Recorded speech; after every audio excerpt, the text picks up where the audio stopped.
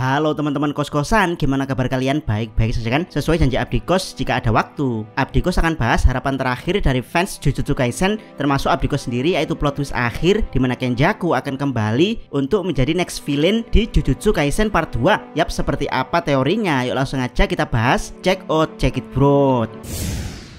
Pertama, arc Takaba paling diremehkan. Teori pertama kembalinya Kenjaku adalah arc terakhir dia sebagai villain melawan Takaba Fumihiko. Gigi sendiri sebelum mendeliver arc ini menyatakan melalui Takaba kalau pertempuran ini akan jadi pertempuran yang tidak biasa. Dan ya, tidak biasa yang dimaksud adalah pertempuran ini sedikit mengandung unsur jujutsu, dimana ini adalah pertarungan komedi antara penyihir dengan pengalaman ribuan tahun melawan penyihir dengan pengalaman beberapa bulan yang bahkan tidak tahu cara kerja tekniknya seperti apa. Karena arc ini ditempatkan setelah kedatangan Epic Yuji dan Higuruma di hadapan Sukuna plus Hakari yang menahan Uraume. Arc ini kesannya jadi underrated. 5 chapter arc terasa lama banget karena semuanya menantikan pertarungan Yuji versus Sukuna, bukan malah kekonyolan Takaba melawan Kenjaku. Jadi ya, arc ini jadi salah satu yang paling diremehkan sehingga banyak detail di arc ini yang diabaikan oleh para pembaca. Dan ya, ini aneh banget karena bukan tipikal Gege Akutami. Biasanya Gege kalau sudah menggambar pertarungan, maka dia akan selesaikan pertarungan tersebut, entah itu berlangsung cepat 1 atau 2 chapter layaknya pertarungan Kashimo versus Sukuna, atau berlangsung lama hingga puluhan chapter layaknya pertarungan Gojo versus Sukuna. Tapi ya, saat arc Shinjuku memasuki awal pertarungan peralihan dari Gojo ke para penyihir, tiba-tiba Gege merubahnya ke arc Baka Survivor yang isi arc-nya aneh banget, bahkan banyak sekali yang membencinya. Jadi seperti ada kesengajaan dari Gege Akutami agar arc ini diremehkan dan diabaikan. Kedua, makna dari kata Baka Survivor. Buat yang tidak paham, Baka Survivor sendiri berarti penyintas bodoh, sementara penyintas sendiri berarti seseorang yang berhasil selamat dari situasi sulit yang bahkan mengancam nyawanya. Jadi ya, awalnya semua orang mengira bahwa sang penyintas yang dimaksud adalah Takaba Fumihiko, mengingat dia adalah penyihir bodoh yang bahkan tidak tahu cara kerja tekniknya sendiri. Tapi ya, setelah Abdikos mendalami arc Baka Survivor, Abdikos jadi paham kalau orang bodoh di arc ini bukan hanya Takaba tapi juga Kenjaku. Yap, awalnya Kenjaku mencoba menggunakan ilmu sihir dan pengalaman jujutsu ribuan tahun untuk melawan Takaba, tapi hal tersebut gagal karena Takaba membalikkan realitas melalui teknik komedinya. Dari sinilah Kenjaku membuang semua kepintaran dari otaknya dan menjadi sebodoh Takaba. Yap, Baka Survivor adalah pertarungan antara dua orang bodoh. Siapa di antara keduanya yang mampu keluar sebagai penyintas? Dari sini kita masuk ke pembahasan berikutnya. Ketiga, ending dari arc Baka Survivor sebelum chapter 270 dirilis. Arc Baka Survivor berakhir dengan ending menggantung. Yap, bagaimana tidak menggantung? Judulnya Baka Survivor, tapi tidak ada orang bodoh yang selamat dari pertempuran tersebut. Takaba mati di realitas yang dia ciptakan, sementara Kenjaku mati dibunuh Todo dan Yuta. Yap, jika mengikuti judul arc, harusnya salah satu dari orang bodoh ini hidup, tapi keduanya malah mati bersama. Barulah di chapter 270 kita diberikan plot twist kalau Takaba ternyata masih hidup. Yang lebih plot twist, seseorang yang terlihat seperti Kenjaku sedang mendampinginya sebagai soulmate komedi. Yap, kalau Takaba sejak awal masih hidup, kenapa dia tidak ikut perang melawan Sukuna? Kenapa Uwi hanya menteleport Yuta untuk melawan Sukuna? Jadi apa yang sebenarnya terjadi pada Takaba?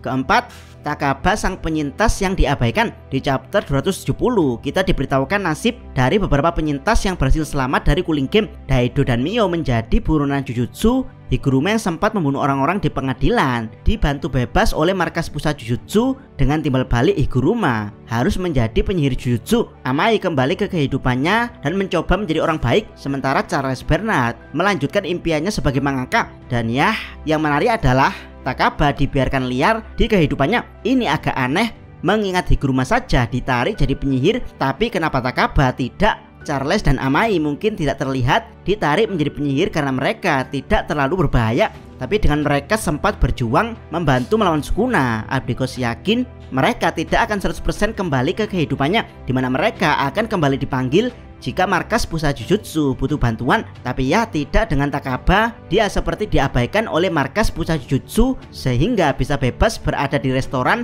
dengan seseorang yang mirip Kenjaku. Padahal seperti yang kita tahu, teknik kutukan Takaba sangat powerful yang bahkan bisa merepotkan teknik Gojo. Jadi kenapa penyihir jujutsu mengabaikannya? Jawabannya antara teknik komedi Takaba tidak berbahaya atau teknik Takaba sedang beresonansi. Yap, tidak berbahaya yang Abdikos maksud adalah teknik ini hanya menciptakan realitas baik dan lucu khas jokes Takaba, dan dikatakan oleh Yuta kalau Takaba tidak bisa membunuh menggunakan tekniknya, sehingga tugas membunuh Kenjaku diserahkan ke Yuta dan Todo. Jadi yang ada di restoran bersama Takaba kemungkinan adalah teman komedi Takaba yang dirubah penampilannya agar mirip Kenjaku oleh Takaba dengan teknik komedi. Jadi ya, markas pusat jujutsu melihat hal ini sebagai sesuatu yang tidak membahayakan sehingga tidak apa-apa membiarkan Takaba bebas alias diawasi dari jarak jauh. Kelima, teknik Takaba masih beresonansi dengan Kenjaku. Yap, meskipun teori teknik Takaba tidak berbahaya sangat masuk akal. Sekarang kita bahas teori yang lebih liar, yaitu teknik Takaba sampai saat ini masih beresonansi dengan Kenjaku. Dari sini kita harus berpikir liar pada arc yang dianggap sangat jelek oleh fans, yaitu arc Baka Survivor. Awalnya Kenjaku melawan Takaba menggunakan sihir jujutsu, tapi serangan tersebut sama sekali tidak mempan dan malah dijadikan bahan candaan oleh Takaba. Dari sini Kenjaku sedikit menyadari kalau teknik Takaba seperti mewujudkan sebuah realitas. Kenjaku pun merubah perlawanan, yaitu menggunakan jokes dan jujutsu. Saat Takaba kalah ngejokes, Kenjaku menyerangnya dengan sihir jujutsu. Cara ini cukup berhasil, tapi tidak bisa melukai Takaba dengan fatal. Kenjaku mencoba meningkatkan serangan jujutsunya setelah jokes, yaitu menggunakan teknik kelas spesial. Namun ya, roh kutukan kelas spesial malah dijadikan bahan candaan oleh Takaba dengan ditabrak truk. Dari sinilah Kenjaku sadar kalau melawan Takaba dengan kombinasi jokes dan jujutsu adalah sesuatu yang mustahil. Kenjaku pun membuang pengalaman jujutsu ribuan tahun dia dan fokus melawak bersama dengan Takaba. Hal ini berhasil karena teknik Takaba beresonansi dengan Kenjaku, dimana bukan hanya Takaba yang mampu mewujudkan realitas dari jokes tekniknya, tapi juga Kenjaku. Realitas dari sketsa komedi demi komedi terus terjadi hingga puncak pertarungan adalah battle stand up komedi. Show berlangsung sangat meriah hingga membuat Takaba dan Kenjaku puas karena komedi mereka berhasil menyenangkan penonton. Sebelum tirai panggung akan ditutup, Takaba menangis haru karena ini pertama kalinya dia mendapat partner komedi yang sangat spesial dalam memahaminya. Takaba tidak ingin kebahagiaan bersama Kenjaku ini berakhir, namun ya, acara stand up komedi tetap harus diakhiri. Dan saat tirai ditutup, Takaba terbaring puas mengenakan baju jenazah yang menandakan bahwa Takaba kalah kocak dari Kenjaku. Meski kalah, tapi Kenjaku tidak merendahkan Takaba. Dia malah mengakui kalau Takaba sangat lucu di stand up-nya tadi. Takaba pun pada akhirnya mati atau mungkin hanya tertidur alias koma. Dari sinilah Yuta muncul dan menebas kepala Kenjaku. Yap, disinilah kuncinya. Meski kalah dan tertidur, tapi teknik Takaba kemungkinan besar masih aktif dalam tidurnya. Dan ya, dalam tidurnya Takaba memimpikan untuk terus berteman dengan Kenjaku dan memulai kehidupan komedinya bersama dengan Kenjaku. Itulah kenapa Kenjaku mengatakan kalau dia sangat beruntung karena lawan terakhir yang dia hadapi adalah Takaba Fumiko. Setelah kepala Kenjaku dipenggal Yuta, roh kutukan Kenjaku mengamuk, menyerang siapapun termasuk tubuh tidur dari Takaba yang membuat Yuta harus menyelamatkan tubuh tersebut. Jadi ya, teori dari Abdikos, sampai saat ini tubuh asli Takaba masih tertidur. Panel manga yang menunjukkan Takaba dan Kenjaku di sebuah restoran adalah realitas di dalam mimpi Takaba. Kenjaku mungkin sudah mati di dunia nyata, tapi dia masih hidup di dalam mimpi Takaba. Dari sini kita masuk ke pembahasan berikutnya. Keenam, misteri alam kutukan. Di chapter 160, Kenjaku memandu kakak kelas Yuji yaitu Sasaki untuk keluar dari koloni Sendai. Sasaki sendiri bingung bagaimana Kenjaku bisa menemuinya. Kenjaku hanya menjawab kalau ini adalah alam kutukan, yaitu alam yang berada di antara mimpi dan realitas. Yap, setelah menggali sedalam ini, Abdikos langsung tercengang melongo. Ternyata disinilah Kenjaku berada saat ini, yaitu dia ada di alam kutukan. Dia hidup di antara mimpi Takaba dan realitas yang diwujudkan oleh teknik komedinya. Dan ya, sepertinya alam ini tidak dipengaruhi oleh waktu di dunia nyata, karena saat berada di alam ini Kenjaku bisa membimbing ribuan orang keluar dari koloni Cooling Game dalam waktu bersamaan. Dan fakta ini jauh lebih mengerikan. Tidak percaya? Kita masuk ke pembahasan berikutnya. Ketujuh, jokes terakhir Kenjaku dan Takaba di chapter 270.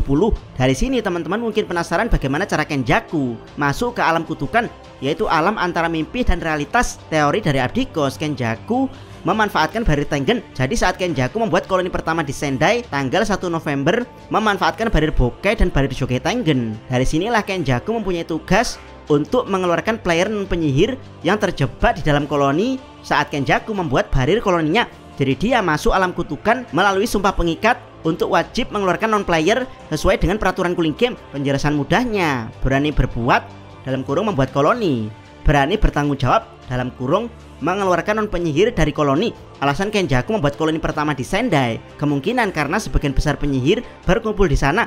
Terbukti ada 4 penyihir yang punya poin hampir 100 di koloni tersebut. Lalu kenapa ada non penyihir yang masih terjebak di koloni Sendai? Jawabannya adalah mereka kemungkinan menolak keluar saat didatangi Kenjaku di alam kutukan. Yap, tidak semua orang percaya pada orang asing yang baru pertama kali mereka lihat. Dan ya, karena saat ini Kenjaku kembali masuk ke alam kutukan lewat mimpi Takaba dan realitas teknik komedi, maka Kenjaku kembali punya kendali besar pada seluruh orang Jepang lewat Barir Tengen yang secara mengejutkan masih aktif karena Tengen telah bergabung dengan residu Sukuna. Yap, jika teori Abdikos benar, maka chapter 270 yang banyak dikira jelek ternyata adalah masterpiece dari Gege Akutami. Di chapter 270, Takaba dan Kenjaku di alam mimpi membuat candaan tentang serial kartun Byun-Byun Maru dan Ninja Hattori, dimana seperti yang kita tahu dua karakter tersebut punya ciri khas mata besar. Dan ya, jokes mereka diwujudkan di dunia nyata oleh Barir Tengen, yaitu seseorang punya mata besar mirip Ninja Hattori dan Byun-Byun Maru. Dan ini adalah puncak komedi yang sangat mengerikan. Kenjaku dan Takaba telah membuat merger versi mereka sendiri. Lawakan mereka telah menjadi kutukan di dunia nyata, membuat orang-orang Jepang jadi kutukan lucu persis seperti bayangan Kenjaku sebelum memulai merger. Kedelapan, mana mimpi dan mana realitas. Yap, jika memang merger Tengen sudah terwujud melalui lawakan Kenjaku dan Takaba, kenapa hanya si perempuan yang bisa melihat wujud merger? Kenapa Yuji, Megumi, dan Nobara melihat pria tersebut biasa saja? Oh ya, mulai sekarang Abdikos menyingkat trio Yuji, Megumi, dan Nobara dengan sebutan Yumeno. Ini sesuai dengan forum internet di Jepang yang memanggil ketiganya dengan sebutan Yumeno.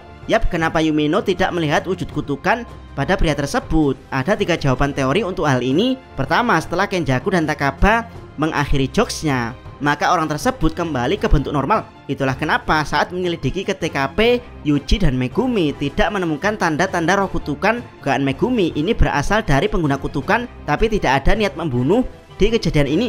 Jadi Yuji menyimpulkan bahwa ini adalah ulah pengguna kutukan yang usil. Yap, Takaba dan Kenjaku sedang usil untuk memulai coba-coba merger lewat mimpinya.